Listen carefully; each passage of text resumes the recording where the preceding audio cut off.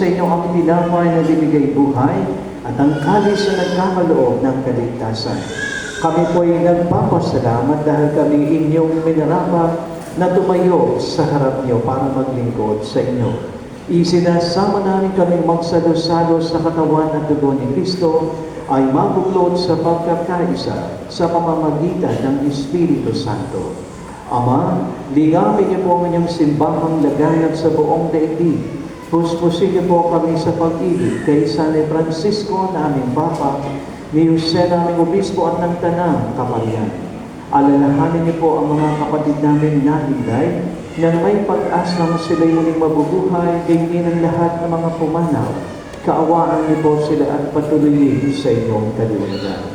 Kaawaan niyo po at pagingdapatin kami lahat na narito ngayong gabi na makasalo sa inyong buhay na walang wakas, kaysa ng mahal na Birhen Maria na ina ng Diyos, kaysa ng mga apostol, ni San Pedro, ng lahat ng mga banal, ni San Jose, Marelo, na nabuhay din sa daigdig ng kalugod-ugod sa inyo.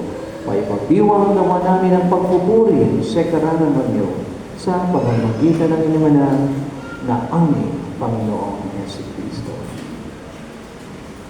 Sa pamamagitan ni Kristo, kasama niya at sa Kanya, ang lahat ng parangal at papuri ay sa iyo, Diyos Ama, makapangyarihan, kasama ng Espiritu Santo,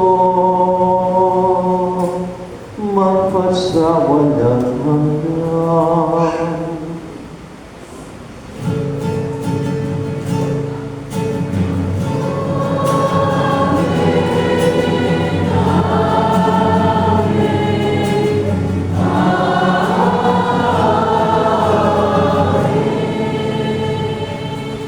Bilang isang pamilya sa isang pananampalataya, pag-asa at pag-ibig ni Kristo Jesus, sabay-sabay po natin aawitin ang Ama namin.